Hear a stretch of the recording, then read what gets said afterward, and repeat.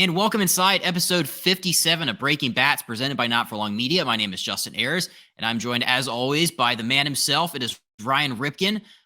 So episode 57, this is the Shane Bieber, the Bieber Fever episode of the Breaking Bats podcast. Like I said, every week we try to pick a different jersey number out that represents our episode.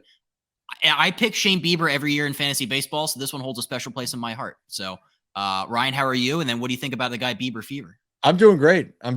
Honestly, I still laugh when was it Bob Costas during the playoffs that dropped the Justin Bieber reference by mistakenly, and I mean, both are well known, especially throughout. But I think Justin Bieber actually might be more known internationally. But Shane Bieber, man, what a pitcher! I mean, he's a stud.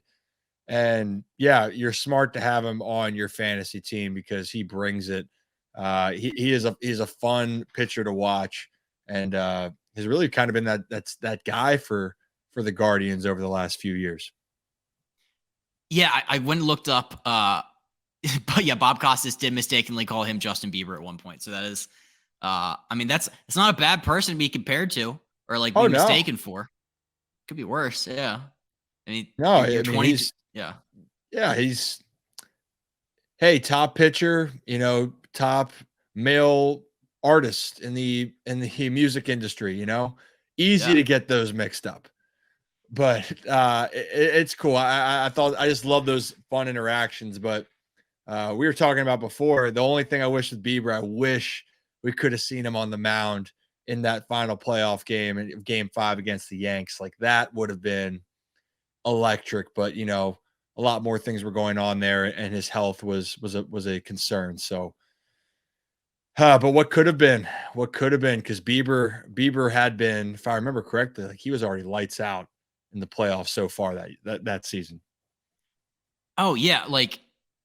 He had a win against Tampa. Like he had, no decision against the Yankees earlier in that series. So, my favorite Shane Bieber thing is that, like, you remember how they had that players weekend where they all had like their nicknames on the back? He had not Justin. That's perfect. Play right into it. That's why. How do you not like Shane Bieber? Come on. He's fan favorite. And I hope everything's good. And I hope he has a great 2023. If they did a players weekend for you, like I'm assuming they didn't do this in the minor leagues, but like what would your like nickname that you'd have on the back of yours be? Oh, they did not have that in the minor leagues at all. But it's interesting. A lot of guys call me, like, everyone just calls me Rip. It's not really.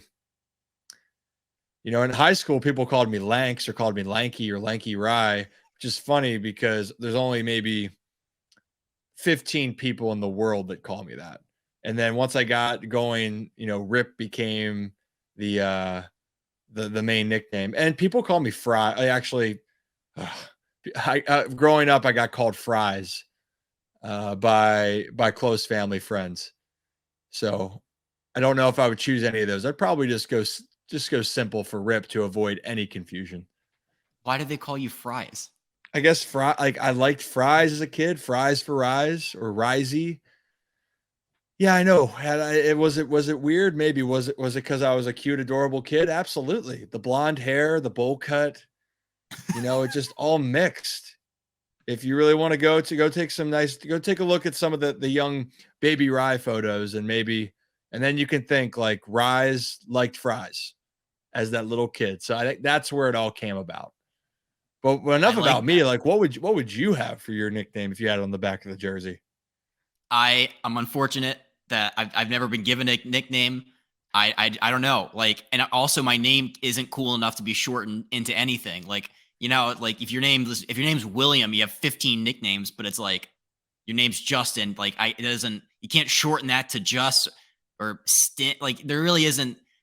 It sucks. So I don't know what I would put on the back of mine. I might just put like Justin. Real original. I was trying to think if it had enough spelling, you could try to be like, there was always a Flow Rider song called In the Air. Yep. I remember blasting that. I'm like, well, you could put like hands in the air, but that's really corny. And probably not enough for the jersey space. We got to, we're going to come up with a nickname for you. That's going to be the goal moving forward. Always wanted one. Yeah. I Nothing. like, No one ever. no one's ever given me I've never been graced with a nickname, but I did have a teacher in high school who used to do that when I walked in the hands in the Ayer. That was a good time in my life. That was a fun song. You and Flow Rider, Flow Rider had some hits, just some absolute early bangers. 2010s. You kidding me? You kidding me? I didn't even know what to do when I didn't even understand when Low came out. Still just blew my mind to just what was happening. Then the music video in itself confused me as well. But anyway, it's a young kid trying to figure it out. We will come up with a nickname. That's what we're going to figure out for you. That's my goal. As all else fails, I'll just give myself one, which would be the least cool thing anybody can do is give yourself a nickname. It's like, hey, my name. No, you're not doing. No, that's not allowed. Anyone that listens to it, we got to come up with a nickname for Justin. That's the homework for this episode. Find a proper nickname for Justin. Bam. I dig it. Write that down. Write that down. Write that down. Record it. Write that down. Write that down. So before we get into this week's episode, though, we did have a quick word because this episode is brought to you, as always, by our friends at Som Sleep. It is the best form of recovery, sleep is, and Som Sleep will help you take your game to the next level through sleep. Good night's rest. All you have to do is drink one serving of Som Sleep 30 minutes before you go to bed, and your body will naturally calm itself down. You will wake up feeling refreshed and ready to conquer the day. Go to getsom.com, click shop, enter code BATS, BATS at checkout for 10% off your entire order. All right, so instead of the news, we're still going to be doing the news, but I wanted to do a trial run for a new vessel to bring you the news in. We're going to call it Fill in the Blank. It's original. It's straight to the point. So the way it's going to go is I'm going to give you a scenario, and you're going to fill in the blank, and then we're going to talk about it. So this is all based around the biggest topics around the game of baseball right now. Here's the first one for you, Ryan. Between Anthony Rendon and Christian Yelich, blank will have the better bounce back season in 2023. Oh, man. You know what? Because that's a very good one, because not only that, I was double checking age-wise, because I was going to play the age card initially. Was there a big difference? And they're only a year apart. So honestly, it's just, I think healthy, give me Rendon. Because of the fact of when he has been fully healthy, he had been one of the most consistent hitters in all of Major League Baseball. And the hard thing is for him right now is staying healthy. And that's a part of the game. He hasn't had a fully healthy season since he went out to play for the Angels. But in 2019, guy hit 319. 2018 hit 308. The year before that, 301. Like, he just hits. Yelich, it was just couldn't get everything going after that massive MVP caliber year. So that for me, healthy Rendon, I'm going to go with that guy. How about you? That's my answer too. Oh, how about that? Because I remember in 20 when he first signed there, like it was 60 game season, but he was good. I think he received MVP votes, 150 OPS plus. Yeah, 10th in AL MVP that shortened season. Like, when this guy's healthy, his bat will find the ball and he will do it in bunches. It's funny because these guys both are very they're similar in the fact that the age is the same. They're similar in the fact that they both got massive contracts. Like Yelich got 215 over 9 and Rendon got 245 over 7. A lot of expectations, MVP caliber years. I mean, Yelich won it in 2018 and he was runner up in 19. I'm just worried about our guy Christian Yelich though. He hasn't put together a fully healthy campaign, or he did last year, but even when he's fully healthy, the power's gone. Yeah, that was the concern, is that those 2 years in 18-19 where he just was unbelievable. I mean, if you want to go back and look at some incredible numbers, 18 and 19 are just, they're video game-esque. You know what I mean? And even less games in 2019, he still had more home runs. He had 36 and 18, 44 and 19. Guy can ball out, but here's the thing is that he has been playing. He's played over last year, 154 games, the year before that, almost 120. He's on the field. He's been playing quite a bit. And it just hasn't been that same production. And you're right, to that point, got to be a little worried. But I would love to see the Yelich of 18 and 19, because that just, I just felt like every time you turn on a highlight of a Brewer game, it was Yelich was just taking a guy deep, which was I'm all about that.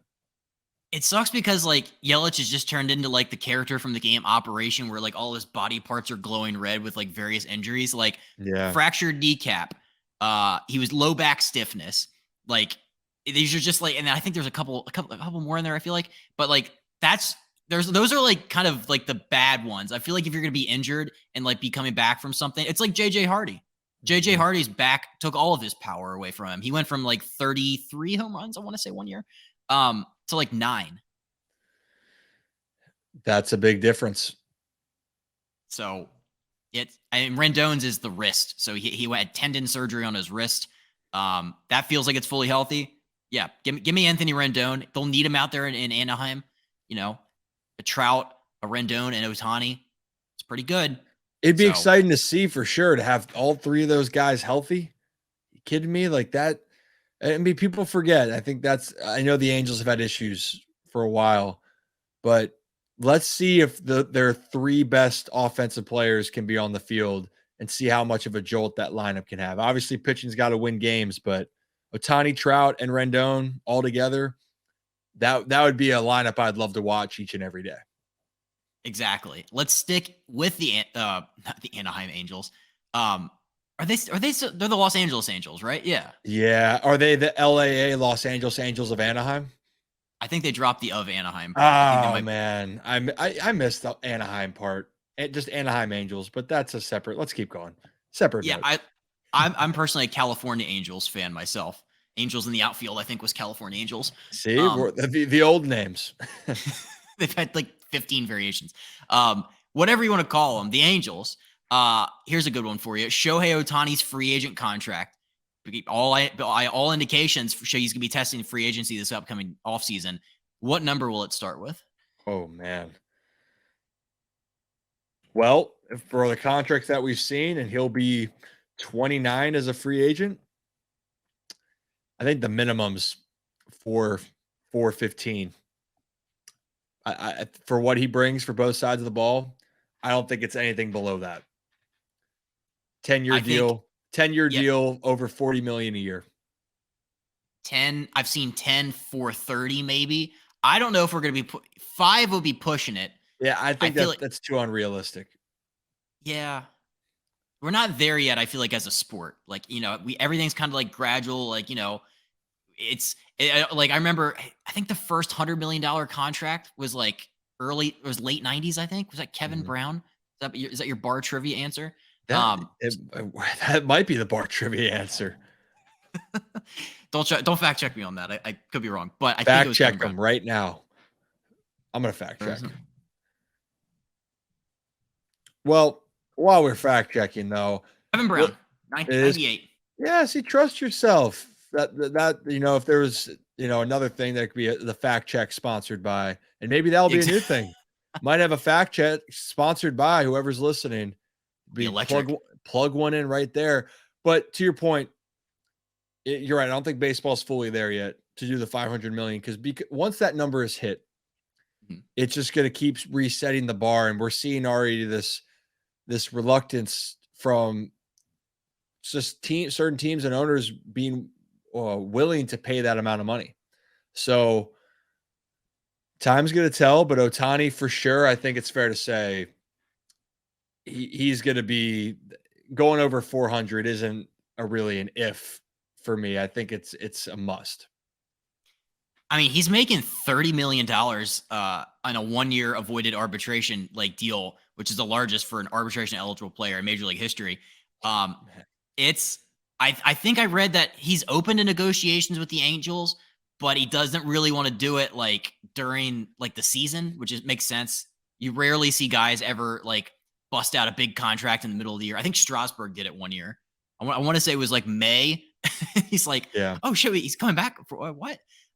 Doesn't happen all that often. So right. I don't know if you'd want to stay in Anaheim too. That's the other burning question. It's a lot of questions. And especially when you're seeing some of these teams and owners that are willing to put that money out. And I'm not saying the Angels wouldn't, because they have, they gave Mike Trout a massive deal. You brought in Ohtani. At least you got his rights. But again, do you trust in the team's direction? So it's going to be two things for Ohtani. He's going to want to win. He's going to go to a place where he feels he has a chance to accomplish things as a player. And then the other part is which team is going to cough up the dough. And there's going to be plenty of those teams that are going to be willing to do that. Real quick, my new favorite website for this stuff, if you're like a big nerd and trying to figure out like payrolls and like salaries and stuff, it's Cott's baseball contracts. It's very like he like projects payroll and he has like really up to date, like every contract that sign gets added on. Guess where the Angels rank in terms of payroll? You can either do like number if you're feeling lucky or just like what like number highest payroll they have. I'm going to go like 7. Close. They have the 6th highest. That's 207.9. The LA Angels. That's a lot of money. And I don't know if you're and they were just thinking about trying to sell the team here. And then they pulled back on that. So it's like, who knows if they're going to be willing to give out $450. Yeah, it's tough to say, but also to all the people out there saying that, yes, I know you need to spend and most teams have to spend money to win World Series titles.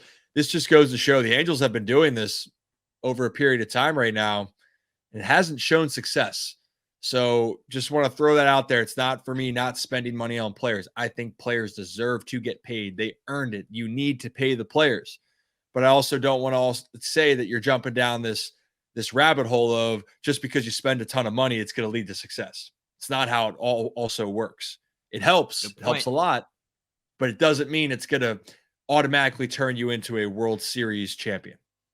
Yeah, Padres it doesn't are hoping solve that. all of your problems. No, it can help. It can help. It does. What a segue. Last thing on this. The Angels have finished with a losing record each of the last 7 years, and they've been to the playoffs just once since 2009.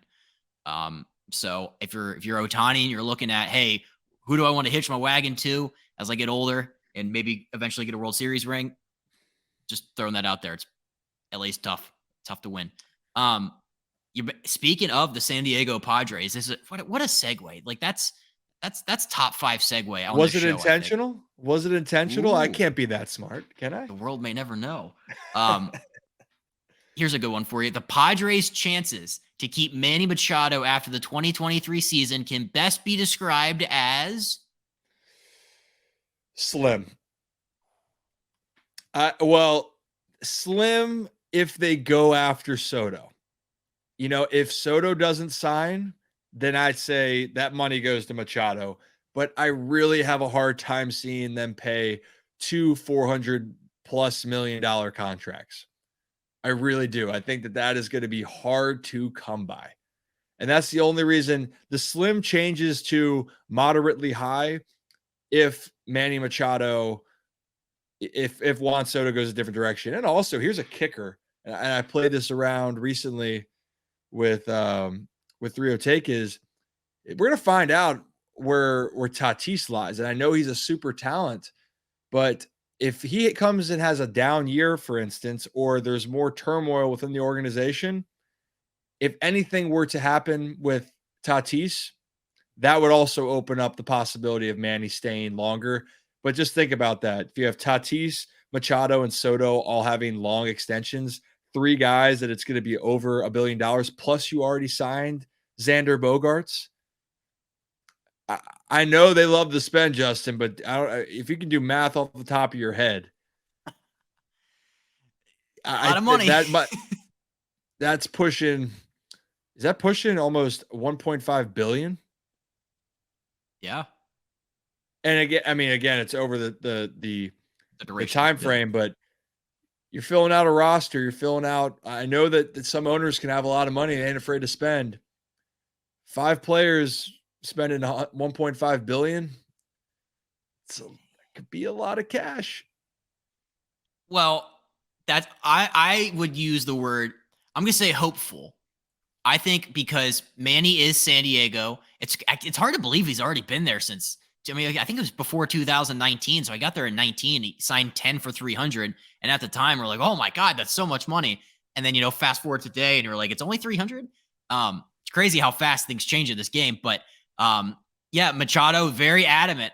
asked, down in spring training for the Padres, like, yeah, oh, for sure opting out.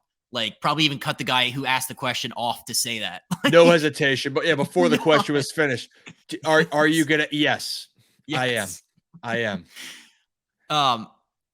Speaking of numbers, they offered him. So, they offered him 5 additional years at 21 per, tacked onto the existing deal. So that would be a total of 10 years, 265. Seems a little light. That was 2 days before camp started. He countered, how about just 10 for 400 that would start in 2024? I think he's 30 now, so I guess that would be like the duration of his entirety of his 30s. So, but this offseason we've proven that, we'll just keep paying you. You'll be 40. We don't care. I think they'll figure out a way to keep him. I think they will. I think he likes the area too much. I think he likes that the ownership is committed to winning. Oh, what a segue that is. I have another question for you, Ryan. Whoa, how did that happen? Was it intentional? Guess we'll never know. Padres owner Peter Seidler's comments regarding payroll and market size should make Padres fans blank.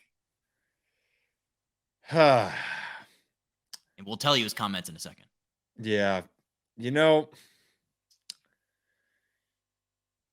Padres fans overall should be happy. Padres fans should be ecstatic for how their ownership is looking at the outlook of their organization. Because let's face it, you're looking around at other teams where the excuse for the small market, you can't use we're in the small market. The Padres are proving that we want to win. First and foremost, we need to win games. So you got to be encouraged. But I will say this, the expectations could not be any higher for San Diego at all. With that being said, if you can't win it right now in this time frame, I'm a little worried when you're going to win it next, because I don't know how much more we can talk about the Padres being all in. And I don't see another case where they're going to contend, especially with their division, if they can't get it done this year or possibly next year. I don't know but Justin, I want to know what you think. You stole my word. I was going to say ecstatic. We're on the same page. I swear it's not intentional, guys. The segues, are they intentional? We don't know, but this part was not. Yes. I am in love. I'm so jealous. If you're a San Diego Padres fan right now, could not be more happy for you. I'm very jealous of you. Because here's what the owner said. Peter Seidler said, quote, "We're here to win a title. That's what I expect." He expects a title. He also said, when we talk about risk, because people are like, "Hey man, it's kind of risky. You're spending all this money." He said, "There's risk in doing nothing." What a badass that guy is. That guy's awesome. Because the Padres have the 3rd highest payroll, 249.6, despite having the 27th biggest media market. So don't let your hometown team, don't let the ownership of your hometown team say, "Hey, we can't compete. We're just, the market's too small." That's BS, because the Padres are playing in a market that's it's granted they're the only ticket in town, but it's a tiny media market. And then they're spending what the Dodgers are spending. So, yeah. I mean, hey, and look, it's no offense to other teams in any because again, everyone has a different perspective on what it means. But if you're a Padre fan, it's music to your ears, because if you love this team, you care about this team, you feel you have an owner that's extremely passionate and is determined to bring a title back. And he's not just doing that with his words, he's doing it with his actions. And when you put that all together, that brings even more excitement to a fan base.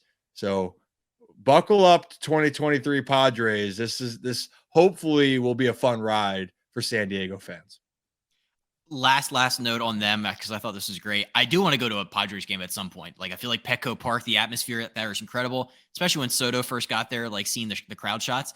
It's a tough ticket. because the Padres have their season ticket sales were capped at 24,000. They had a wait list going on. They're projected to have a franchise record attendance exceeding 3 million people at Petco Park this season. So, wow. That's what happens when you go out and you acquire probably the most dynamic lineup in all of baseball. And, you spend money to lock up your own guys. You get pitching, like you trade for, oh God, I'm going to watch. That's my goal. I'm going to start drinking more coffee now to get ready to stay up till midnight to watch the Padres this season. Hey now, well, so wow, look at that. Caffeinate yourself up. And then after a while, what's going to happen? You're going to be so excited about how the team's playing. Hopefully you don't even need caffeine. Just the lineup itself is going to get you fired up. That's what we're getting to. That's how you should have led with it, Justin. Justin, no nickname, which yes. we're working on the nickname. Please, people, please nickname for Justin. Yeah. Well, there was a giraffe at one point due to the elongated neck I now have. So, I wasn't a big fan of that one, but Justin the giraffe. No, yeah. it's not that we can't sit on that one. Giraffe. We can't do giraffe. Mostly because I can't physically help that. All right. Last one. And I think because of the nature of this last one, this kind of a feel good. We have two guys on minor league, deals trying to make a roster here. In honor of that, real quick, this last, fill in the blank is brought to you by the official sponsor of Not For Long Media, the Breaking Bats podcast, the original Fudge Kitchen. Fudge makes you feel good, and the story will make you feel good in 30 seconds when I tell you about it. The Fudge Kitchen's a staple of the Jersey Shore. They have 6 locations in Cape May, Wildwood, North Wildwood, Stone Harbor, and Ocean City. They make all their fudge in the store, guaranteeing a delicious product. So stop by and let them know that Not For Long Media sent you. And if you can't check them out in person, they ship all over the country at fudgekitchens.com. Okay, 2 guys that are on minor league contracts. Here we go. Jason Heyward, I don't know. He's been the talk of the town. Have you seen the videos of him on Twitter? They're lighting people up, talking about his new swing, minor league deal. Cole Hamels. That's a name you probably haven't thought about in a while. Minor league deal with the Padres. The more intriguing story between the two of those is blank. For me, I think it's Jason Heyward because I think it's because of the documented struggles that he's had over the years that people are considering him done. And for me, wouldn't it be great and awesome to see that all of a sudden he made this little adjustment, and at 33, like you're talking about, he comes out and just is hammering baseballs in 2023. It would just be really cool to see.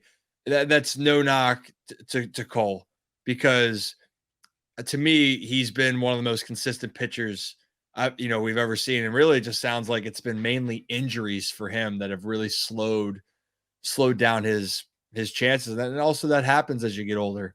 But give me Heyward, given all the backlash and criticism he's had the last few years, especially after signing that deal with the Cubs. So we posted the clip of Heyward's swing on our Twitter account. So check it out at Breaking Bats Pod. If you listen to it, that thing is loud. It is a thunderous swing, 2-handed swing from Jay Hay. He's only 33 years old, but yeah, last year on the Cubs was not pretty. He hit 204 and 137 at bats, and he had a single home run. Not great, but he is only 33. You're still going to get really good defense from him. That's never really been the issue. It's hard to verify keeping him in the lineup, when he's batting 204 with a home run. So I think he's probably the more interesting of the two, but that's not to say Cole Hamels at 39 years old, isn't any less of a cool, I love a good comeback story. It'd be great. So he hasn't pitched since 2020, where again, he made one start with the Braves there. It's been a long road for this guy from 06 to 19. He had 2,700 innings and a 3.42 ERA. Model of consistency there for the Phils. Again, the Padres are just scooping everybody up. Again, going back to last week, they're just addicted. They can't get enough of signing people. So it's contagious. It's a sick disease. Wanting to bring people in. Every time you look, you're like, oh, Nelson Cruz is here too. It's like, what? Cole Hamels? Yeah, they're just signing them. They have the most name recognition, I feel like, of any of the teams signing guys this offseason. I would agree, and to close out with Hamels again, either of these guys would be great, especially for Cole being just, not involved really over the last couple of years, it would be extremely impressive. Especially, I know that we're seeing pitchers pitch into their late 30s, even to their 40s. It would be something. It would be extremely impressive to see him come back after missing some time and making a significant impact, or even just a little impact at all, would be really cool, and also shows the resiliency that he has as an individual. No doubt, man. So yeah, we're pulling for both of those guys. It'd be really cool. Wouldn't mind, again, going back to the Padres, wouldn't mind seeing Cole Hamels making a few starts there. Be pretty sweet. Well, cool. All right. So this week's episode actually is college baseball themed. We had Colin Thompson, N4L Media, come on, and we did about 20 minutes of college baseball preview. It's something that I personally wanted to learn more about. I haven't watched a ton of college baseball, hand up, but I think this might be the year. Do you know, are the Gamecocks good? Should I watch them? I haven't been following as much recently with that myself, just as far as how the season started. But I will say this: to the whole college baseball, it is a different game than MLB, than professional baseball. It really is, but it doesn't mean it's any less exciting. And that's the beauty of college sports, that you should tune in, see the emotions. Each team has their own their pride, and they have their own swagger. And I mean, honestly, if you go watch the highlights of the College World Series and some of the playoffs of college baseball, it's electrifying. So I think if I'm with you, I need to watch more college baseball this season, because I think it just reminds you how much this game really means to so many people, that you realize why you played the game. That's really well put. Well, before we get to Colin Thompson and the college baseball preview, check out our friend of the podcast, Actions Over Words. It's an apparel company that donates $5 from every sale to charities around the world. ActionsOverWordsApparel.com, promo code N4L for 10% off. And last but not least, we just talked about Colin and the rest of the N4L team, but we have a bunch of other podcasts for you to check out. The Colin Thompson Show. Also, Two Girls, One League, and Odd G's with Harry Mays and Jason Martinez. So without further ado, here's the man himself talking college ball. Here's Colin. All right, as college baseball season kicks off here, we have the man himself, Colin Thompson, to do our 2023 college baseball pre-call, unless we come up with a better title on the fly. So, I mean, Colin, we had you on a couple weeks ago. You were rocking the LSU jersey. I'm sure we're going to talk all about the Tigers, but it's great to see you. It's great to have you back on. Yeah, go Navy. How are you? I'm doing great, man. Thanks for having me on. I don't have a Navy baseball jersey yet. I will find my way into the dugout. That's a quarter mile from my house here to see if I can grab one. I have the Navy baseball schedule put into my calendar like it's my workouts and my podcasts and my whatever that's important in my life, my wife's birthday. So I'm jacked for baseball season, man. I came to you. I said, hey, let's do a baseball segment for the show. I'll jump in on it. Let me do it. And then I started doing more research than I did for my final paper in college, because there is so much to tackle. So much. I'm like, Justin, I'm going to have a note of every top 25 team. I don't, JA. I have one for every other team. I have a couple correspondents. My future brother-in-law, he's a Texas Tech diehard. My father-in-law played at LSU, was an All-American golfer in there. He's an LSU diehard. I'm a Florida diehard. So there's like three big brands in college baseball. You're an Oklahoma guy, UCF now based off of one jersey. Jack's going to take over Texas baseball, I think. So we're like, if we could do that, and Rutgers is a hot team this year, we're going to talk about them a little bit. We'll cover a little bit of the landscape and give it a shot, because there's just mountains of stuff on college baseball. Mountains. It really is. I was doing my own independent research to validate some of the things that we're going to talk about on here. But a couple of things I noticed that stood out just from as a whole, looking at the college baseball landscape, is like the majority of like college baseball runs through the SEC. I feel like that's just college sports in general, though. But I was reading a bunch of things about like why that is, and a lot of it has to do with, I think, the weather. Because 100%. Today's February. It's February 20th when we're taping this. Baseball season for college just kicked off last week, I think. So, I mean, that's middle of February. So, if you're in the Northeast right now and you're playing a college baseball schedule, it's probably not very much fun to go watch or play. But I saw a tweet that I wanted to get your take on. There's a college baseball writer who suggested that to help grow the sport, it should start in mid-March and it should end in mid-July, because he says better weather equals better crowd. I mean, you're a Northeast guy. I'm a Northeast guy. It sucks outside for the most part right now. I mean, that would be pretty sweet. Give it another month. It would be sweet, but it's horrible for the guys, the team. You're going to go to mid-July, then you got to go back to school in the fall, like 5 weeks later. You can't play any of your fall ball and any of the summer baseball, like the league up in like, what's it called? Outside of Boston. Cape Cod League? Cape Cod League, right? Like all those different leagues. So I agree. I get it, but maybe condense the season a little bit, but they play a lot of baseball. It's hard in a short period of time already. So I don't really know the answer to that. We'll have to study it. Maybe next year that will be our first conversation. Like, here's what you do. I'll be opinionated on it. Shocker. But there's just so much to tackle. Like I went to, like, we're going to have segments. I'm not even prepared for them, but the team of the week this week for me, we're going to have the team of the week. It's Grand Canyon baseball. I mean, they upset Tennessee 4-3, went in there on the 9th and just absolutely shut it down on Tennessee baseball, the number 2 team in the country, and they're unranked. Grand Canyon. Ooh, what? I think they're like a March Madness team from years ago. So, we're gonna have a ceremonial first pitch of the week. We're gonna have a team of the week. That's Grand Canyon. I'm getting these out of the way now, JA. My first pitch of the week. I'm just hijacking your show. I got to find it. I got to pull this up because, again, folks, I have copious notes. The first pitch of the week, Ole Miss baseball. Today's first pitch thrown by Ron Bianco and caught by his son, Coach Mike Bianco. Ron Bianco caught for Delaware baseball in 1963 and 64 and won national titles with Delaware in 92 and 93. So a pretty cool story. He's a coach for Ole Miss, and he's the head coach, and his son is a pitcher for Ole Miss, and he caught the first pitch from him. So that's the ceremonial first pitch of the week. The team of the week is Grand Canyon baseball, and I just hijacked your show. What do you got, JA?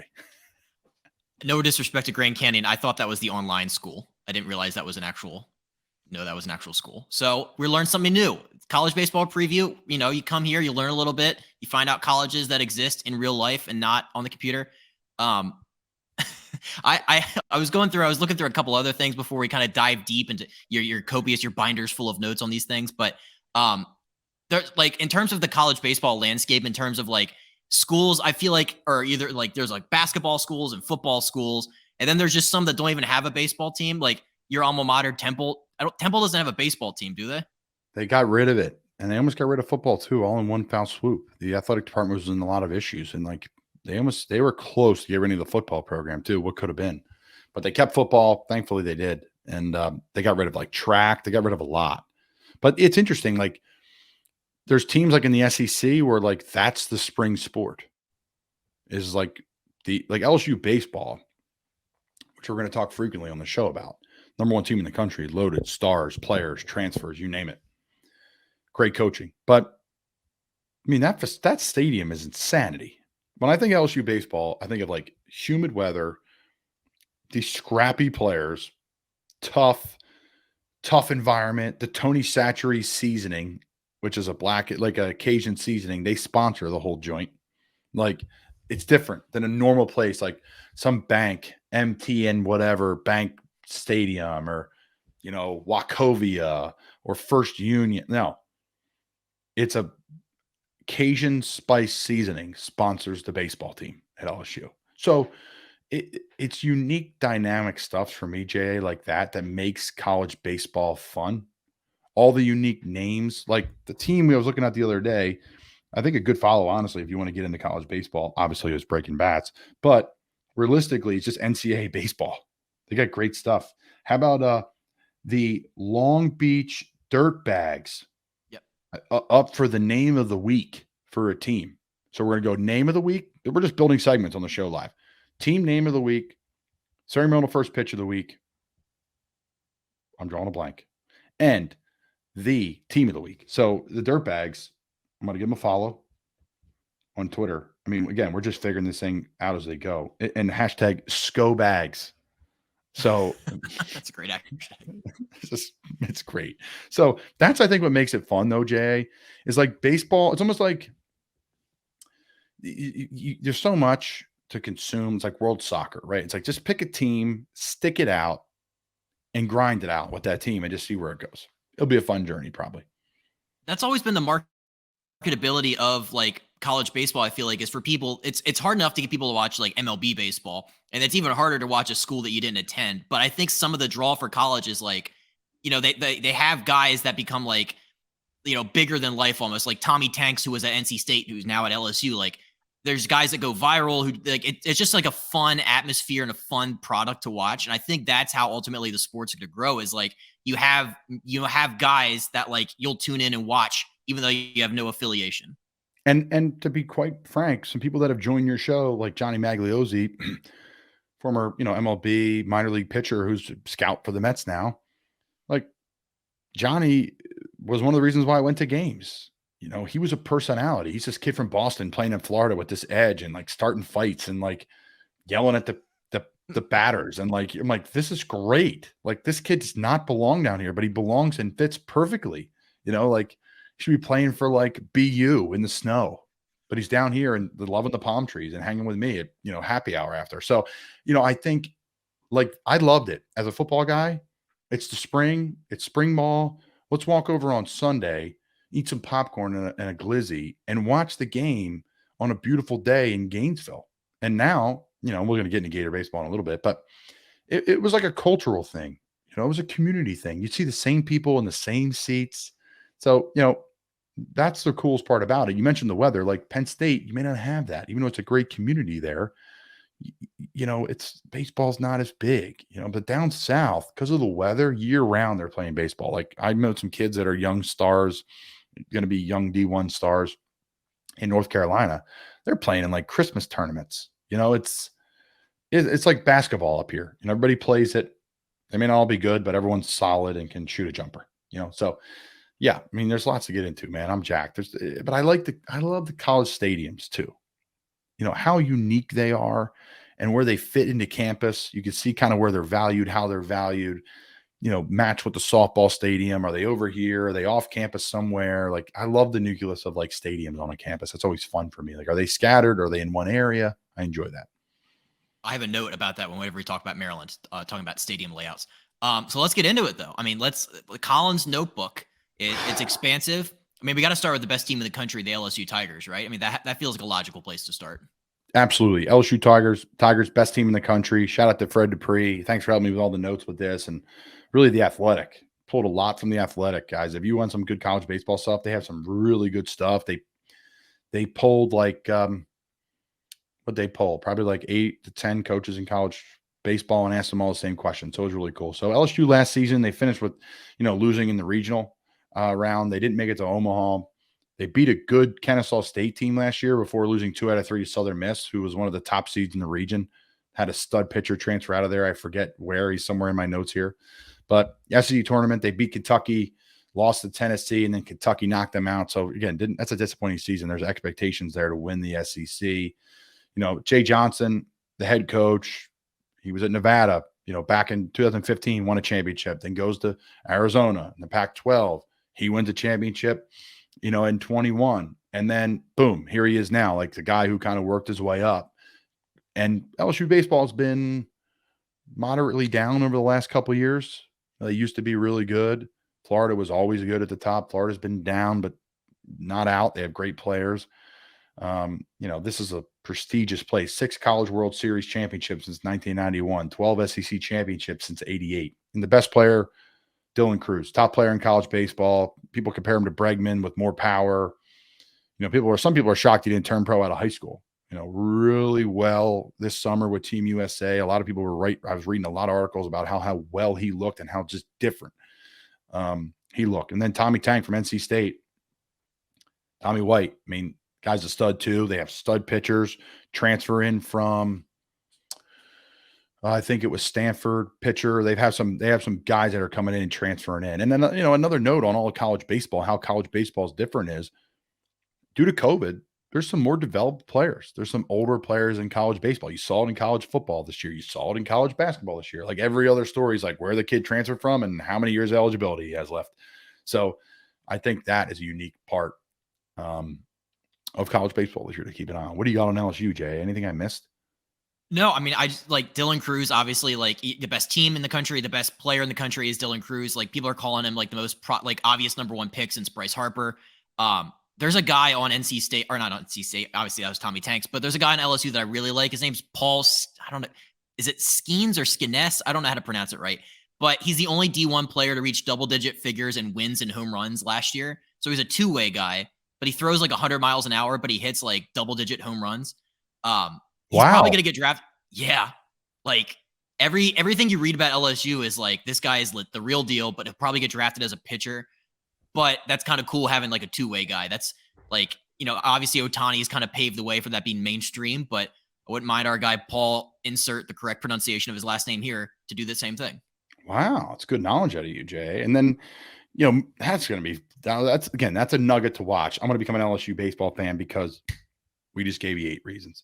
So Tennessee, rough start, lost to my team Grand Canyon on a walk-off. I don't think it was a walk-off. It was a pop fly. They popped him out. Grand Canyon closer came in and sealed it off. But Chase Dollinger, he's one of the best pitchers from Evan, Georgia in the country, right? That's his stick.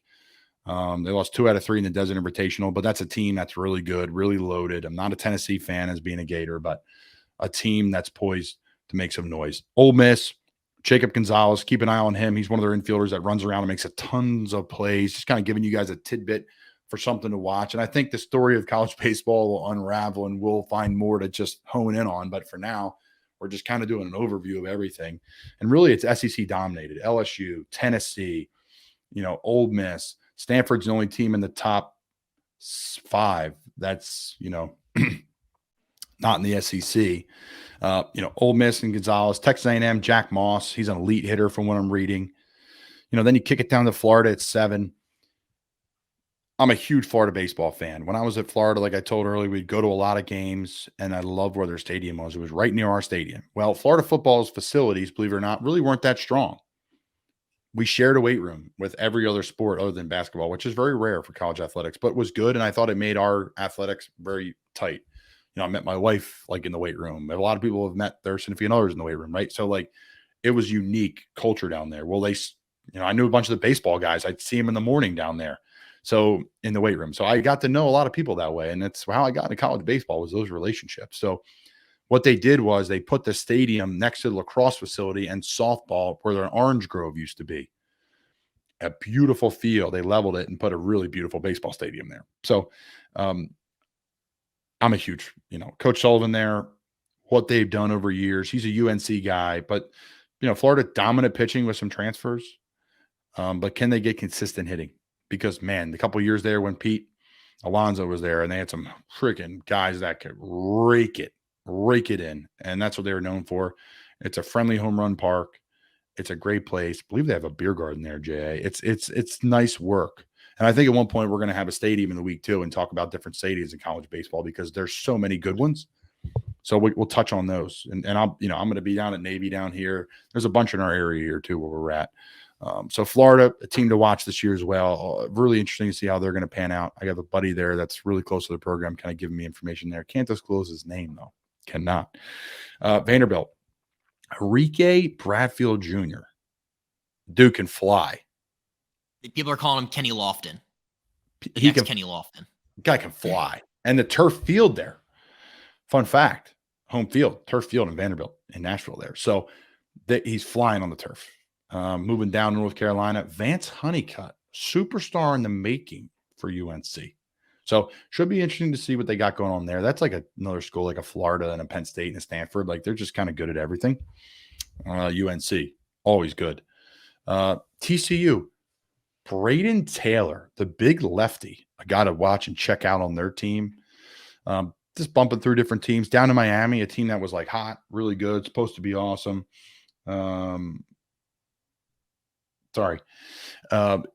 Lot to really check in there and see with this Miami team now. Walk-off first, Penn State, homer, bottom of the ninth, CJ Kaufus.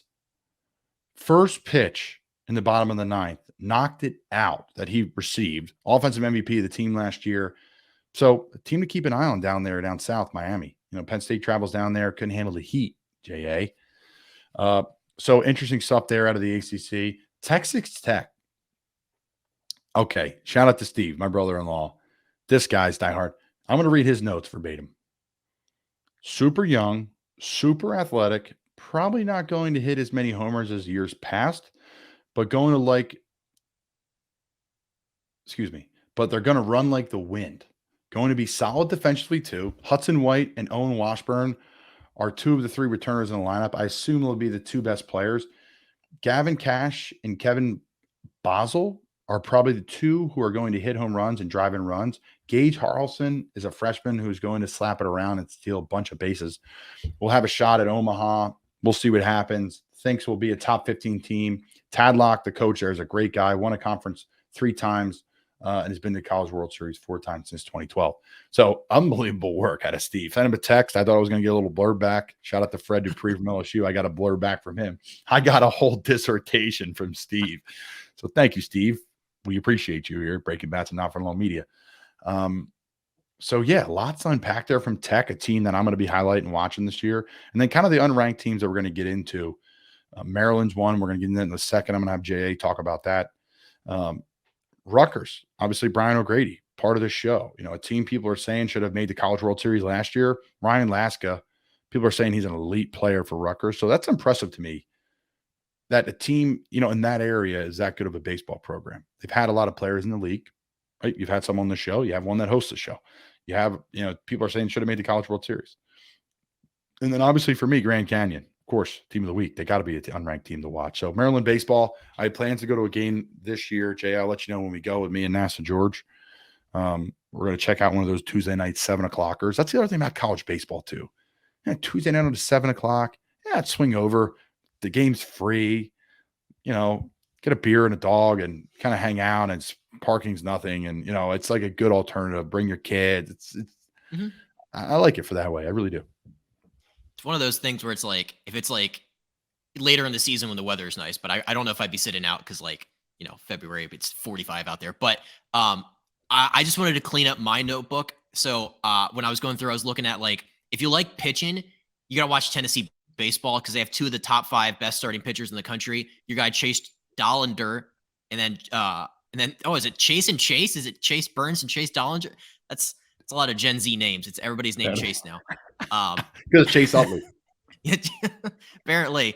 And Philly, everybody's named Chase, Carson, Eric for Eric Lindros. Like, it's all the same. It's a good point. They said Dollander's the best college pitching prospect since Garrett Cole and Steven Strasburg. So if you're a fan of a Major League Baseball team that's not projected to do very well this upcoming season and you need some starting pitching, Chase, either Chase could be a guy that could be on your team coming up soon. But you mentioned Maryland. And so I didn't notice that the preseason Big Ten favorite. They won the Big Ten last year. They have a couple like legitimate like MLB prospects that'll probably be drafted in the first round, like Matt Shaw, who's their shortstop. A lot of guys say he could probably, you know, play second base at the next level. One of the best pure college hitters in the draft is what MLB Pipeline said about him. And Maryland obviously has a great track record of producing middle infield talent with our guy Brandon Lau in Tampa. So last season, you know, they won 48 games. That was a school record. They hosted a regional for the first time ever. They set the school record in home runs last year. Maryland did. But you mentioned something earlier about stadium positioning. And I haven't been to a game at College Park yet, admittedly, but I was reading this quote from their head coach, Rob Vaughn, and he said, quote, about their stadium, it's a unique environment. We're not in a $70 million stadium that seats 10,000. It's in the middle of campus. It's a throwback to the good old days of college baseball. And I think people love being a part of that. So I thought that was interesting. They're just kind of like, hey, you know what? It's in the middle of campus. It's probably pretty small, but it's a good time. Damn right. And we'll be there this year. Absolutely. Absolutely. I think I'm excited to go to a game. When I saw they made it last year, you know, I'm right in the thick of it, you know, between Navy here. I mean, again, we're not talking like I'm in the SEC here, folks, but Navy baseball, I can walk in 10 minutes. I can drive in a minute and wouldn't have anywhere to park. But yeah, Navy baseball, Maryland baseball, you know, the nice thing about the Northeast is you can pop around and do all that stuff if you're interested in. So yeah, I think, again, excited part about it is you can get a seat, you can get a glizzy, you can have fun, you can spread out, chew on some peanuts and, you know, shoot them anywhere you want. Like it's fun. You're going to see something like that was great. A homer, a stolen base, an argument, a bench clear. There's passion. It's still college athletics. And the thing about baseball too, it's like, you know, oh, college basketball is like only great in like tournament time.